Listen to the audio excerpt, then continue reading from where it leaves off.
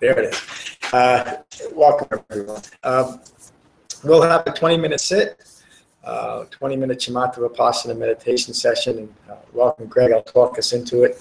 And tonight's talk is on the Pariyesana Sutta, the Sutta on noble and ignoble searches, where the Buddha teaches the importance of looking for developing understanding. You've got to be looking in the right places. So find your relaxed meditative posture. And gently close your eyes and gently close your mouth. However you're comfortable, Greg. There's nothing particularly special about sitting on the floor. The importance of a meditation posture is that you're as comfortable as you can be for the amount of time that you're sitting. Your posture looks great. And this isn't all that important. It's just the way that I do it. I take my left hand, I put it on top of my right palm, I touch my thumbs, and I just let my hands fall. The only significance to that is that consistency in posture is as important as anything else that you do. So as soon as I do, I've been meditating for about 37 years. As soon as I get into this position, touch my hands like that and drop them, my whole body and my mind know that now is the time for me to meditate. So. Other than that, gently close your eyes and gently close your mouths, keeping your back straight but not stiff, your ears aligned with your shoulders, the nose aligned with your navel, but holding yourself very loosely, very gently, very lovingly. Allow yourselves to settle into this room, settle onto your seats, settle into your bodies, and settle into your minds. And take a moment to become aware of the sensation of breathing in your body. Just get a feel for what that's like. To be mindful of your breath in your body. And if you can pick up your breath right at the tip of your nose, place your mindfulness there. And if not, however you find yourself breathing, just be mindful of that pure sensation of breathing in your body. And while remaining mindful of your breath in your body, notice if thoughts are flowing. We're conscious beings. Thoughts should be flowing. The purpose of meditation is to not be distracted by your own thoughts. So when you find that you're caught up in your thinking again, acknowledge that and return your mindfulness to the sensation of breathing. I'll repeat that. When you find that you're caught up in your thinking again, simply acknowledge that and return your mindfulness to the sensation of breathing. Relaxing your thoughts, remaining mindful of your breathing. And we'll meditate for 20 minutes with callbacks every 5 minutes.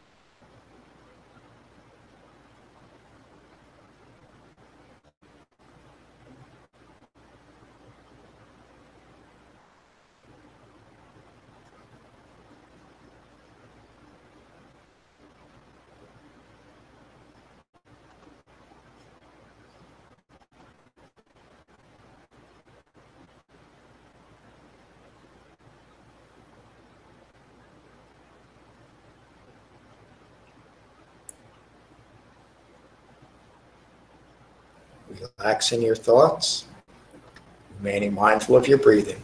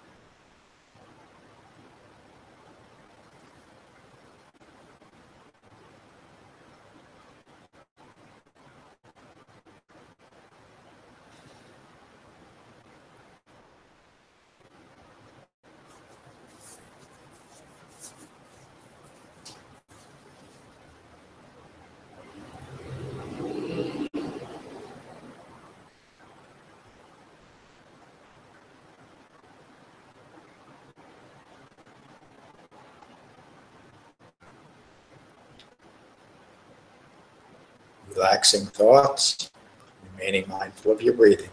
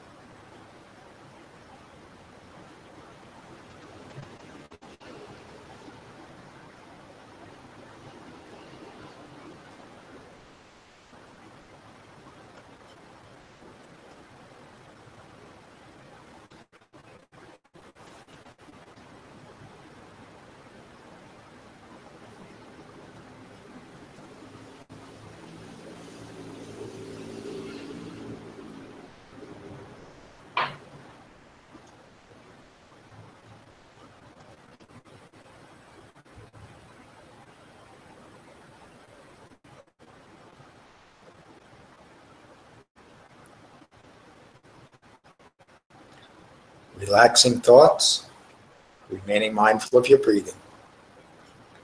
If a persistent thought or feeling arises, stay with it for a moment or two.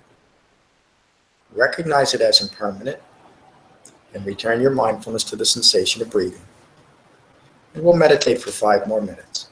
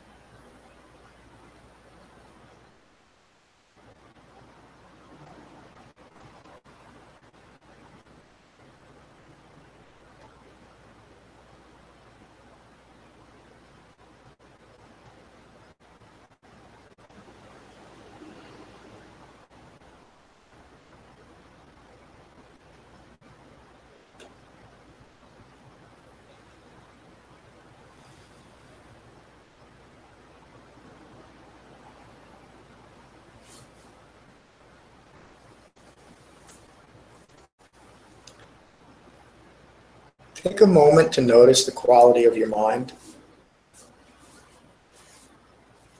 Be at peace with your mind. And when you're ready, you can gently open your eyes.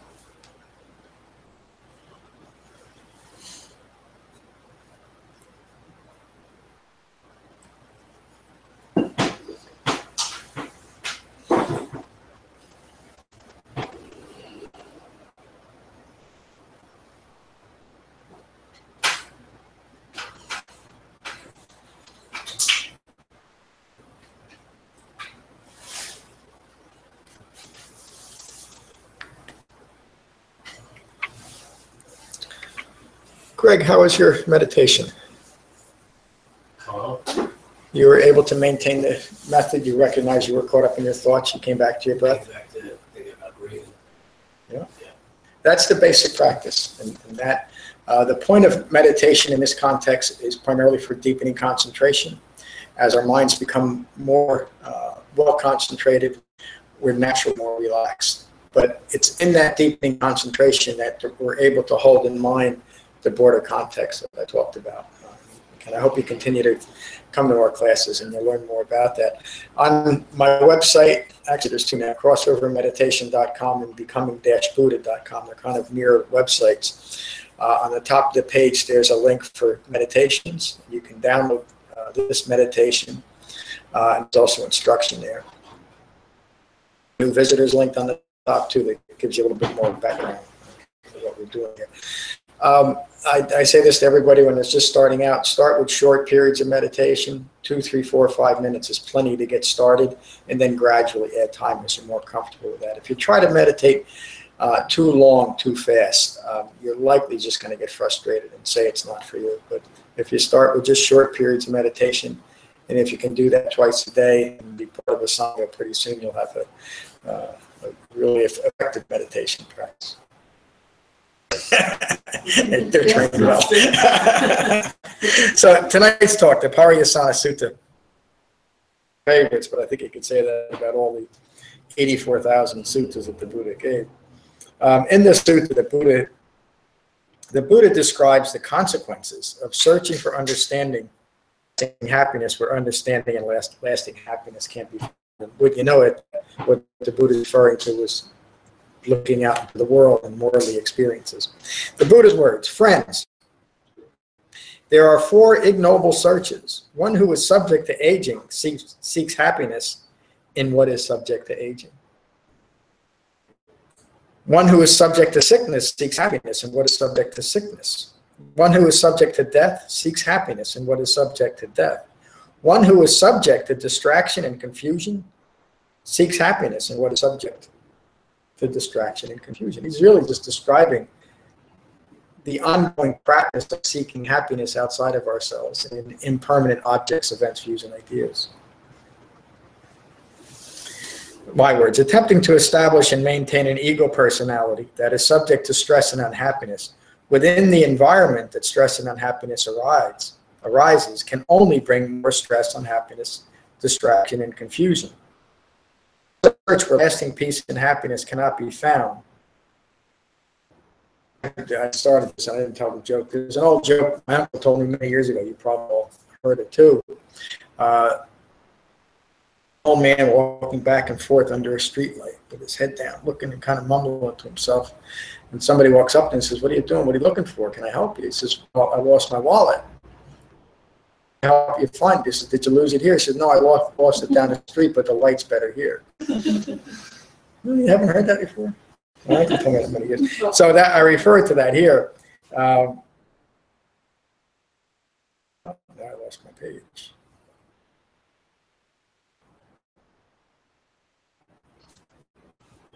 Searching for peace and happiness where happiness cannot be found is like that old man looking for his wallet, where the wallet couldn't possibly be found. It is an endless search originating in ignorance.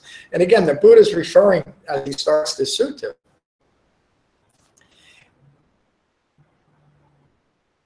we become stuck in this of seeking, ongoing process of seeking that which we think will give us happiness, even though it's always in impermanent objects, events, views, and ideas. And as we start doing that and find that that is mostly resulting in disappointment, we start creating an aversion to those things that we're also looking for. And so we get stuck in this cycle of seeking that which we think is going to give us happiness and avoiding anything that we think is going to distract from that happiness. And the Buddha starts this out by saying, looking for happiness in the consequences of aging, trying to avoid sickness. Remember when the Buddha described dukkha, the ongoing process of suffering in the world, he started out with those simple concepts, not simple concepts, the simple experiences of life, of birth is suffering, aging is suffering, death is suffering. He immediately addresses it here. Those want to ignore that process or think that in some way we can control it or avoid it just by not thinking about it. And so we get involved in all types of strategies to avoid sickness. And that doesn't mean we shouldn't take care of ourselves. To what our mother said, and don't go out in the rainy day without proper clothes on. It doesn't mean we shouldn't eat good foods, but we should not become obsessed with that. Start becoming distracted by always maintaining our health, going to extremes in that way. Understand that sickness and death is part of life. We certainly shouldn't look towards dying. We shouldn't become obsessed with the fact that we are going to die either. We should understand that aging is part of the process. The thing that set the Buddha out initially on his search was the first time he confronted death. And he finally had that thought, well, if we all end up like that, he saw a dead body on the side of the road that he was walking on. If we're all going to end up like that, what's the point? Why are we here? And that set him out on his search to find peace and happiness in a meaningful life in this life as life occurs. And if we're continuing to seek for happiness in that life that is prone to sickness, aging, and death, what are we going to experience? Sickness, aging, and death. But if we look for a meaningful life without the need to satisfy a self-referential ego self, then every moment in that life is meaningful. Every moment in that life is rooted in a mind of equanimity. Is that clear? And is it clear where we're going with the sutta too?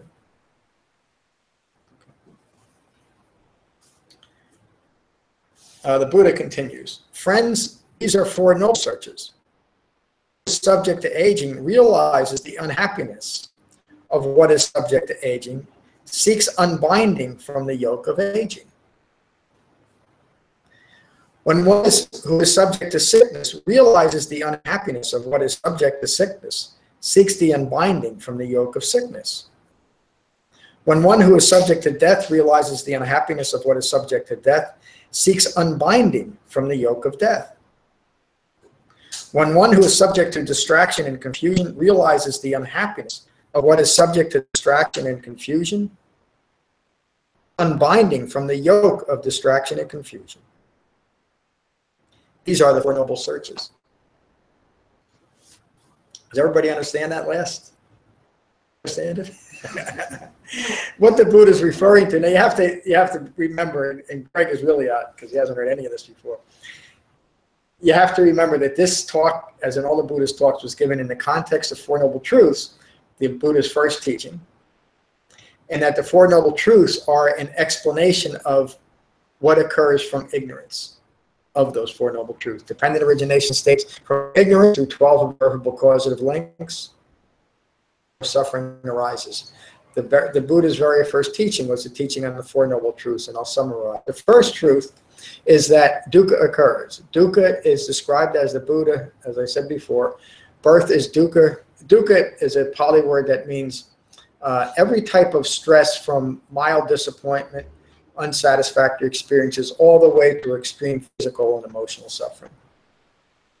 Occurs, and the Buddha describes that as birth is dukkha, sickness is dukkha, or stress. Sickness is stressful, death is stressful. Not getting what you want is stressful. Is stressful. And then he would conclude that, sometimes there's a longer explanation, by saying, in short, the five clinging aggregates. Clinging aggregates are simply the description of the personal experience of that process of suffering. The truth is craving originates and clinging perpetuates. Remember, this is all rooted in ignorance of the way things truly are. Craving for what? Craving for existence that is constantly seeking what is desired and seeking to avoid what is undesired. And then once those states of mind are achieved, we cling to what we want, we cling to what we're using to identify ourselves and describe ourselves in the world. The third noble truth is that cessation of process is possible. The Eightfold Path is the path leading to the cessation of ignorance, the cessation of suffering. That here, that if you're seeking outside of yourself and your thinking is rooted in ignorance of the way things truly are, you're simply going to be stuck in a feedback loop of self-referential views rooted in that consciousness that has arisen from ignorance. Is that clear? Am I explaining? Ignorance is a lack of understanding of the, first in a general sense, ignorance is a lack of understanding of the way anything is, something is, right? As it relates to the Dhamma, it is ignorance of those Four Noble Truths. And that's the only type of ignorance that the Buddha addresses or is even concerned about, or I should say myself too. When the Buddha is saying that ignorance is a problem, he's not saying that human beings are, in general, just simply ignorant beings. What he's saying is that the problem of suffering, the problem of ongoing distraction is caused by ignorance of Four Noble Truths. That's why he taught that on his very first teaching. And everything he would teach for the rest of his teaching career for 45 years was taught in that context of Four Noble Truths. Now, there's an aspect of ignorance that allows ignorance to continue without being noticed or hardly being noticed. And that is the need to continue to ignore anything that would challenge ignorance. Meaning, ignore or make overcomplicated the teachings on Four Noble Truths. And that happens all the time. It often happens within the Dhamma, even though these teachings, these concepts are basically very simple to understand. But initially, it almost feels like we can't even see what's in front of us, can we, when we're attempting to develop the Dhamma. That's the self-referential ego self. That's that mind rooted in ignorance that needs to ignore anything that would challenge its own ignorance. That's really what makes developing the Dhamma the most difficult. And it's also what's led to all the different types of Buddhist teachings out there that really have not much to do with what the Buddha taught. Because these are strategies that have been developed to continue ignorance of Four Noble Truths. I spent many, many years in quite a few of the different modern schools without even hearing the Four Noble Truths mentioned or the Eightfold Path, when those are the fundamental. And oh my God, I'm not putting them down. It's just a fact. And the reason why is is that need for continued ignorance. If you don't want to know something, you need to continue to ignore it. So how is that as an explanation of ignorance? I asked because I think that was one of the most difficult things for me to wrap my mind around when I first started this. Because I thought, well, initially I thought, well, I'm not ignorant, you know. Yeah. I have education, and then when I kept coming, I realized, well, I think the way I put together ignorance for my comprehension is that this conditioned thinking, things that my parents taught me, things that I lived, you know, that my mind understood a certain way, this conditioned thinking was a block to understanding. I mean, for example, I was never taught that life, that there was yoga. If I was doing it right, I was going to go to heaven and I would have a good life now. And that's what I kind of love about the teaching. The ignorance is, that was ignorance of me to know that, you know, no matter how good you are, no matter how perfectly you try to live your life, shit's going to happen. And I never wanted to, I mean, I deluded myself around that a lot through self-battering. And all that self-battering was continued to condition my mind. And all of that was because I was ignorant. Yeah.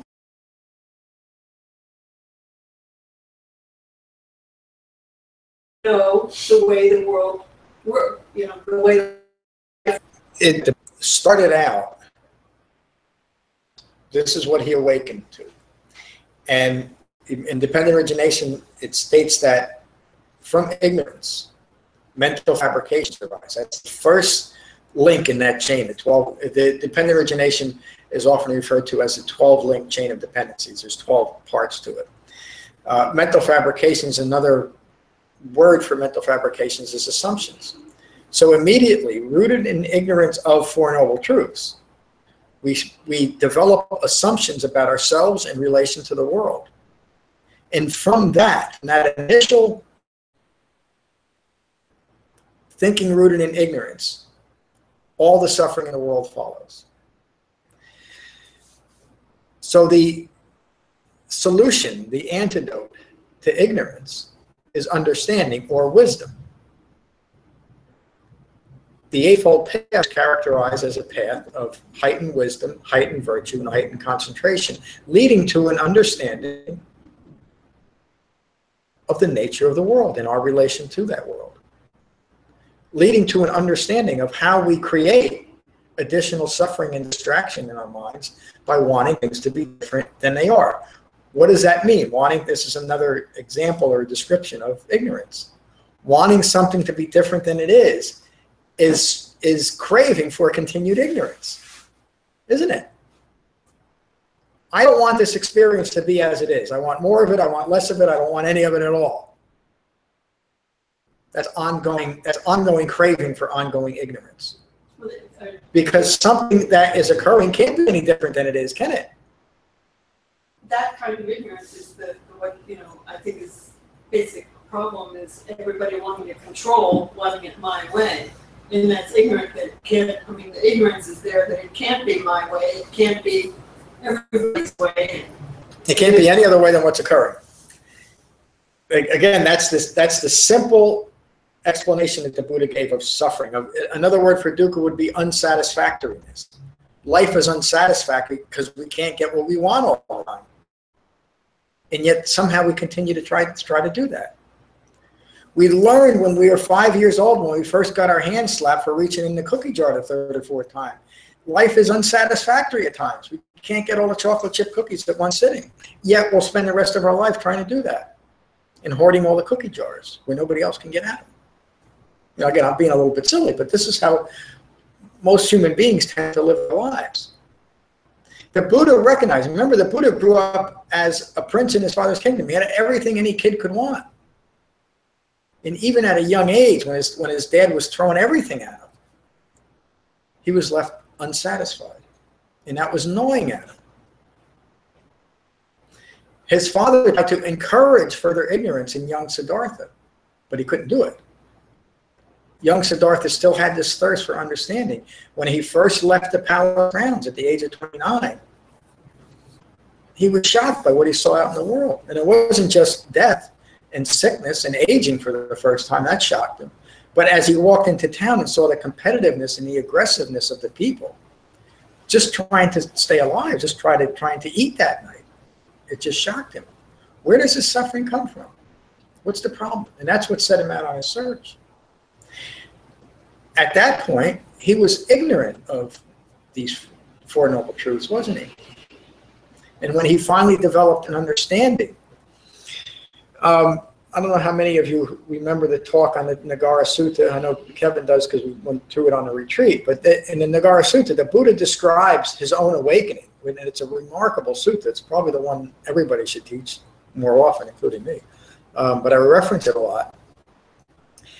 And he begins the sutta by describing the now awakened Siddhartha, the Buddha, looking out on the world and saying, the world is aflame. He's looking at it from an awakened point of view now, looking at the competitiveness and the aggressiveness that's going on in the world because of the world, meaning the people and the conditions of the world, looking outside of themselves to satisfy this ego personality that is insatiable. And it leads to all this strife in the world. Looking for, that's an ignoble search, looking where understanding can't be found. And it's referring us back to his Dhamma, where understanding can be found. It doesn't solve the ills of the world. The Buddha never set himself up as a savior or his Dhamma as salvific. He set himself up as someone who can teach understanding of the conditions of the world, which are ongoing. Let me continue with the sutta a little bit.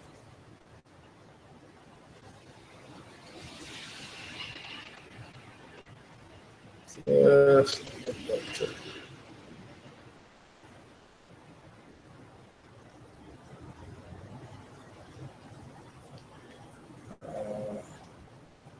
just wanted to get to one point.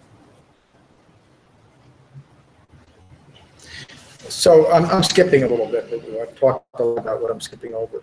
The Buddha would teach the Dhamma for 45 years. Every teaching was presented in the context of dependent origination in the Four Noble Truths. The challenge for any human being engaging in the Buddha's teaching is to avoid the ego personality's need to continue establishment of ignorance through ignoble searches. It talks to what Diane was just talking about. And I think I'll finish with this. A human mind rooted in ignorance will come up with just about any strategy to continue that ignorance, including within a practice such as what the Buddha is teaching, to avoid ending ignorance. And some of those strategies are mentioned in the hindrances. I know I've talked about the hindrances often. But the constant need for sensory stimulation is one of the hindrances. It's the first one. How does that manifest? Usually at first in our meditation practice, it just seems so damn boring. I can't sit here.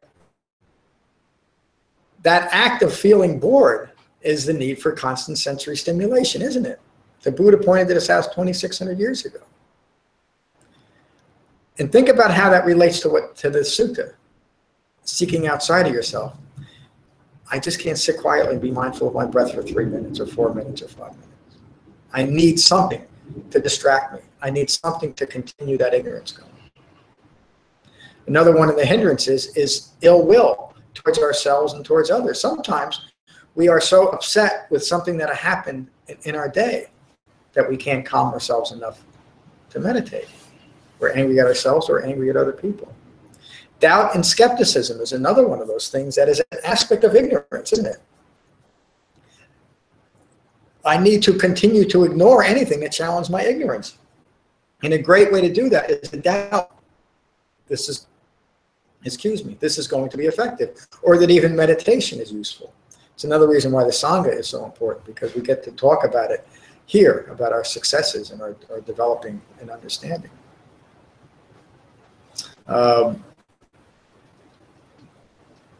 That you brought up such a good, I'm glad you asked the question.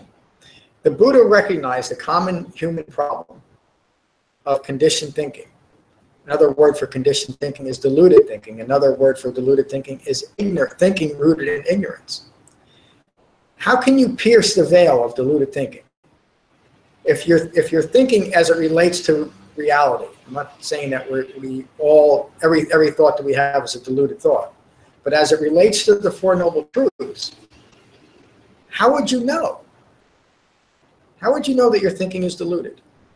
Especially given what we understand about conditioned thinking and an ignorant mind needing to ignore anything that would challenge it. The Buddha considered that too upon his awakening. How can I teach this in a way that will pierce that veil of ignorance? The Eightfold Path is what he came up with. In fact, he even describes that during his awakening in the Nagara Sutta. Because of the tendency for a conditioned mind to continue to ignore anything that would challenge that conditioned thinking, we need a framework for seeing things clearly, and that's the Eightfold Path. And isn't it interesting that it begins and ends with right view? We first accept that we don't completely understand Four Noble Truths. And how do we begin that? Most people come to a Dhamma practice, and I'll use this term very loosely because I don't use it often, or a spiritual practice? Because we're dissatisfied in our life in some way. We're having an unsatisfying life, and we're looking for something else. If we're fortunate enough, we come to what the Buddha taught. And what's the first noble truth? Life is unsatisfying. What's the solution? The Eightfold Path, to start seeing things clearly. Because we can't satisfy ourselves by looking outside of ourselves. Doesn't that make sense when you think about it?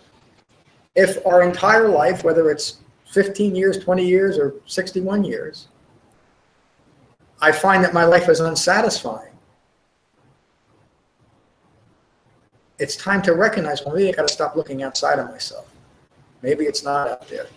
Maybe it's understanding who I am in relation to the world that I'm living in. That's what the Buddha taught. That's why he taught an Eightfold Path. It's rooted in concentration. You know, another aspect of an ignorant mind, a mind rooted in ignorance, is a need for constant distraction.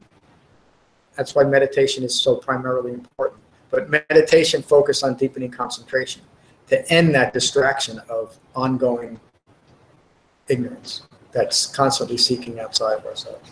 Diane? I understand now what you're saying. Finally. But it took me so long. It took you a couple years. Talking about the Eightfold Path, and I didn't know exactly what the Eightfold Path and stuff, but I'm, and all this, you talked about conditioned thinking and everything, I didn't really know and you talked about concentration, and I thought concentration was, focusing really hard on something, and I really never knew what concentration was until I think the key thing for me is knowing my own mind. And when what you are saying about everything's outside, that's what we're kind of conditioned to look for things outside, but where do we look inside? And that's what the education, the ignorance is really all about, is that, everybody in my life was always telling me, I know what's best for you. And I didn't, as though I didn't know what was best for me. And the magic, that quote, of meditation is, I finally know where home is. I finally know who I am. And not in an egotistical way my language is more about talking about that's what conditioned thinking is, the ego, the survival kind of thing. But when I go into my mind and I'm quiet and I'm not looking for anything, that's when the insights come up from decisions, things that happen in my life. It goes all over the place. And I suddenly see I'm not deluded anymore. I see the honesty of what people do, why they do it, why it's happening, and all of that. And there comes a peace with that is indescribably delicious. Because it's like, oh, all of this controlling that I was trying to do, all of this self-battering that I was doing because I wasn't getting it right, was unnecessary. I'm fine the way I am. And I just need to keep getting to know my mind better and intimate. That's what real intimacy is knowing my mind.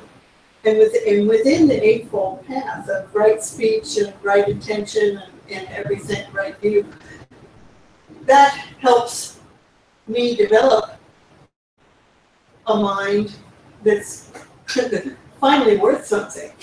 But anyway, that's my English or translation of all of that without the, anyway, thank you. Thank you. Yeah, I mean, it's as we develop an understanding of even what concentration is, we realize it's not something that's hard or rigid. It's actually something that's very supple. Gentle. Well, Yeah. it's the whole process. Because it's not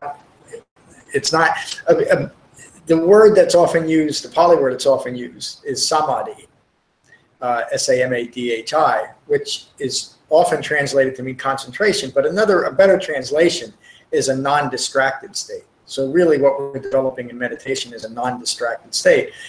And the reason why I say it, maybe it's better because concentration has that connotation. It's very rigid in focus, where a non-distracted state is a mind that's simply present with what's unfolding. And so as we develop that and we develop the broader framework of the Eightfold Path, meaning that a view that sees life clearly, our mind remains non-distracted because we don't need anything to be different than what's occurring. It's without resistance. We're not resisting. We're not trying to control to make it be our way. That's yes, and we learn as we deepen our understanding of the Eightfold Path.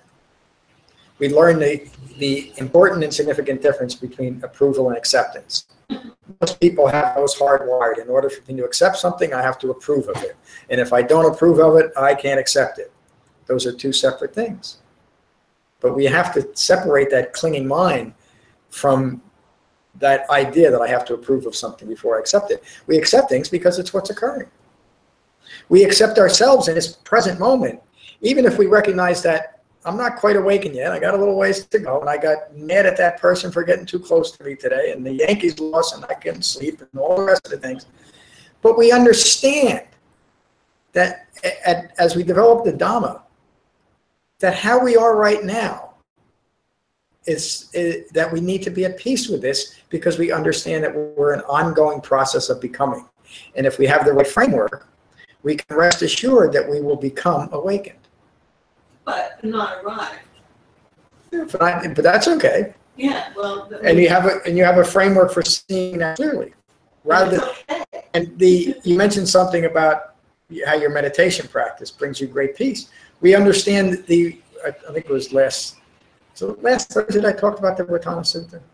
I get them mixed up. The Ratana Sutta is the sutta on the three refuges. We take refuge in the Buddha, his Dhamma. Was it last week? and the Sangha. But our meditation practice is a practice of taking refuge within ourselves every time we meditate. And isn't that a wonderful thing if we're not resisting it? Even if it's just for a couple of minutes, twice a day, to be able to take refuge within ourselves. To be at peace with ourselves and our breath for just a few minutes. And yet so many of us struggle, especially at first, to do that. And even that struggle is okay. Be at peace with that. But to really learn to be at peace with yourself is one of the essential developments of a meditation practice, to be able to just sit. It's often, to think about it,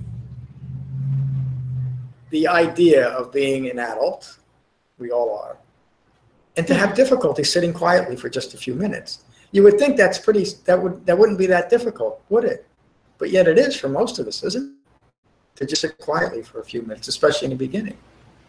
Why? Because we have so much resistance to what's occurring, especially when nothing's occurring, when it's just our breath. We need distraction. It's like ego just wants to be out there. That's an aspect of the need to continue ignorance. Yeah. It takes distraction to continue ignorance. It could be in anything. It could be in Facebook or Twitter. It could be the TV or music or what we're reading. It could be in a so-called spiritual practice, which happens all the time. The word is thrown around now in the last maybe 10 or 15, maybe 20 years is spiritual bypassing. We're using our practice to not look at the things that we need to look at. Of course, if you have a practice that isn't well framed on looking at things, it's easy to engage in spiritual bypassing, but a better word for that is ignoring what's occurring. It's meditation. I finally get a chance to get out of ego and just relax. If it's used properly. Huh? If it's used properly. Kevin, good to see you tonight. How's your practice? Practice is good. Still, can be very, very distracted, even after this amount of time, 10 months of working on it. I like the refuge of coming here. I'm able to focus even better when I'm here. Yeah. So it's a great thing. This sutta is more mind-bending than some of the other ones, I think, because the language sort of turns on itself. Yeah. Noble. But your explanation of it makes it very clear, and then Diane's questions and comments really help. They're very cool. Yeah. I think I've always recognized the first noble truth. I think ever since I was really young, and because nothing ever seemed to make sense. The explanation, so religious explanations or scientific explanations or any kind of explanation, and they do make sense to a degree. Science, of course, is like my profession is based on science. But then having the other, knowing the other truths, and then developing the Eightfold Path that just come to that. So it's something that saying, that the Buddha that's where it was at. So it's hard to assimilate it all, right? Like that it's starting on that path. It's a lot to us. I mean, even Siddhartha Gautama, who would become the Buddha, didn't assimilate it all at once. It took him years of seeking, and he had that same underlying feeling. I felt the same way. I grew up in middle class America, maybe upper middle class, and I was always felt unsatisfied, and there was no outer reason for it, but just what's the point? What is the point? I acted out in some unwholesome ways because of that. Thank you. Welcome to our Sangha. How is your class tonight? Are you getting anything out of this? It's not. Yeah, it's talking about taking refuge in yourself, and I kind of like that because it seems like in my lifetime I've always been looking for a safe place, wherever, it could be in the woods, it could be someplace. It seems like I've always looked to find a safe place to get away from everybody, and just to be at peace. And the idea of having that safe place inside of me, where it's there whenever I want it, is appealing to me, to be able to within myself, to where I understand that the safe place is within me and not someplace here or someplace there, but it's someplace where I can have it when I want it. Feel calm. And once you access it, you realize that it's always there too. The sutta I was referencing is called the Ratana Sutta, Ratana, and there's an article on the website about that if you're interested in it. But it is ultimately this Dhamma practice, the Buddhist teachings are called the Dhamma, leads to that, developing that inner refuge no matter what's occurring. And that's true mindfulness. We're able to maintain that refuge of a calm and peaceful mind no matter what's occurring in the world. I'm glad you joined us tonight. I hope you continue to join us. Tracy, good to see you tonight. How are you? Thank you. Practice is still a challenge. And, as Kevin said, I'm coming here. It's like an opportunity to restart again. And, Yeah. I feel more grounded and listening to things. And since we've been, coming to your classes, gosh, it's been more than a year now. Hearing things again, having repeated really helps. So when we have new people like Greg, it just reminds me of some of the basics that it's great to do those. Yeah. So thank you. Thank you. I'm glad you're here. I mean, it is important to hear things over and over again. We slowly assimilate it, and we see how it fits a little bit differently. I'm glad you're here. David, good to see you tonight. Good to see you. Nice to be here. Good to see everyone.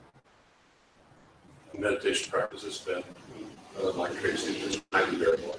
Missing mornings, missing evenings, making up for it sometimes with few minutes during odd parts of the day that time allows. I stop and put my computer in sleep mode and walk away and find a spot to sit. Yeah. That helps it work. It's still beneficial. It's just not routine practice. So still don't feel a particular need to go beyond 15 or 20 minutes, but do still feel the need to more regularly. Yeah. And 15 minutes, for example, is good for me, but at work, when I'm saying the unscheduled, the quick meditations, a couple of minutes, so be it. Yeah. Yeah, and if that's all you can do, that's all you can do, and that's enough. And I can read behind your words. You don't judge yourself when you're just, this is what your practice is, and that's so important. I'm saying this for Greg too, and for all of us. Whatever it is what it is.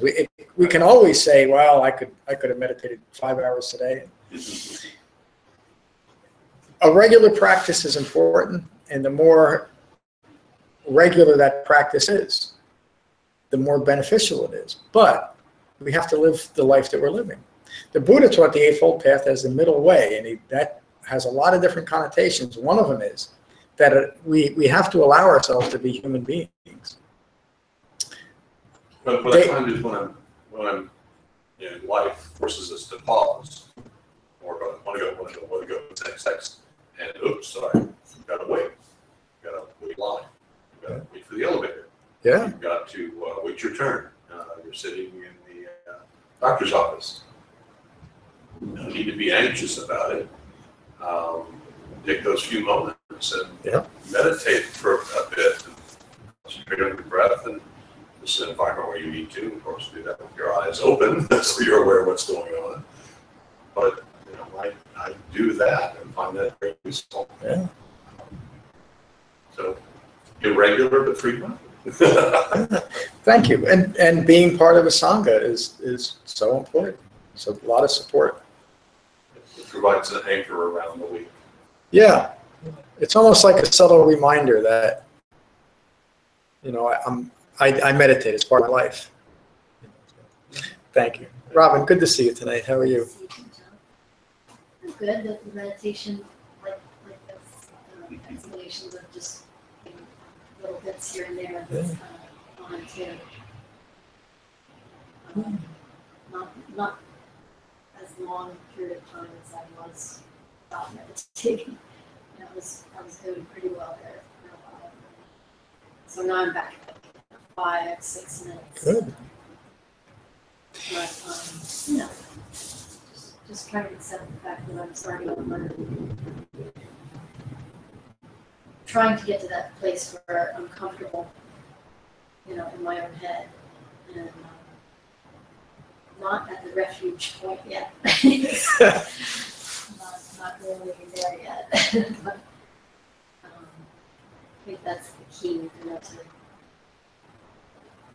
to be able to accept the fact that we do have these soft thoughts running through our head all the time.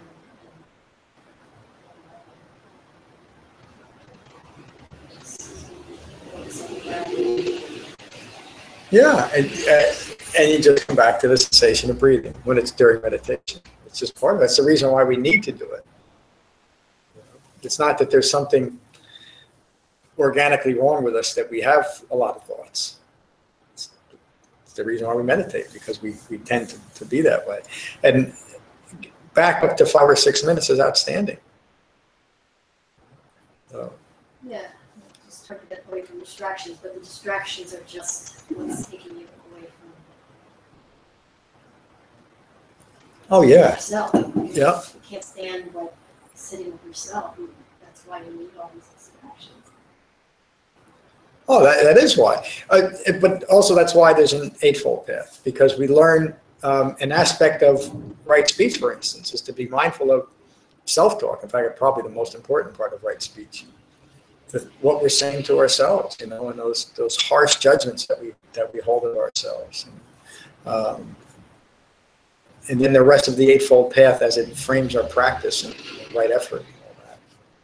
I also found it interesting, the whole idea of doubt being a way of like, it's another avoidance, another way to avoid. Yeah, that was something that was so powerful, even within the Buddhist Sangha. You think about that he recognized doubt, skepticism as a primary hindrance, even within his Sangha. Here's, the Dhamma ever, and yet he had people in front of him that were succumbing to doubt and skepticism. And if you think about that, just on a little bit of a deep level, where does doubt and skepticism come from? It doesn't come from outside, does it? It comes somewhere from this mind that's rooted in ignorance. It's a very convenient tool to continue ignorance by doubting something, even something that probably from our own experience we know is valuable. But yet there it is, it's still there. And how do you overcome it? You continue with practice. That's really, there's no magic to any of this. There's not a Buddha God acting on us that if we just meditate long enough, boom, you're going to be good. It's all up to us. That's the hard part. But when I finally realized it, that was the part that was so invigorating to me, because I realized that my whole life, that idea of grace never sat quite right with me. I hope maybe there is some, but when I realized that this is up to me, that this practice itself, that I get out of it what I put into it, really helped invigorate the practice. But that didn't mean that at that point all doubt and skepticism was gone either, or that I immediately started sitting for hours at a time. But at least I knew what right effort would bring me. And that was so important. Any other questions or comments about tonight's class? Okay, let's finish with metta like we always do. Greg, we always finish with a meditation called metta. And again, I'll talk us into it. So find your relaxed meditative posture and gently close your eyes and gently close your mouths. And take a moment to become aware of the sensation of breathing in your body. And let that mindfulness of your breath cease any distracting thoughts to the past or to the future that may have arisen from our talk tonight. And metta means goodwill or loving kindness. And metta is both an aspiration for those of us developing the Eightfold Path and an expression of an awakened, fully mature human being. And these are the Buddha's words on metta. This is what should be done by one who is skilled in goodness, who knows the path of peace. Let them be able and upright, straightforward and gentle in speech, humble and not conceited, contented and easily satisfied, unburdened with duties and frugal in their ways, peaceful and calm and wise and skillful, not proud or demanding in nature. Let them not do the slightest thing that the wise would later reprove. Wishing in gladness and in safety, may all beings be at ease. Whatever living beings there may be, whether they are weak or strong, omitting none, the great or the mighty, medium, short, or small, the seen and the unseen, those living near and far away, those born and to be born, may all beings be at ease. Let none deceive another or despise any being in any state. Let none through anger or ill will wish harm upon another. Even as a mother protects with her life her child, her only child, so with a boundless heart should cherish all living beings. Radiating kindness over the entire world, spreading upwards to the skies and downwards to the depths, outwards and unbounded, freed from hatred and ill will. Whether standing or walking, seated or lying down, free from drowsiness, one should sustain this recollection. This is said to be the sublime abiding. By not holding to fixed views, the pure-hearted one, having clarity of vision, being freed from all sense desires, is not born again into this world. Thank you all for a wonderful class. Peace.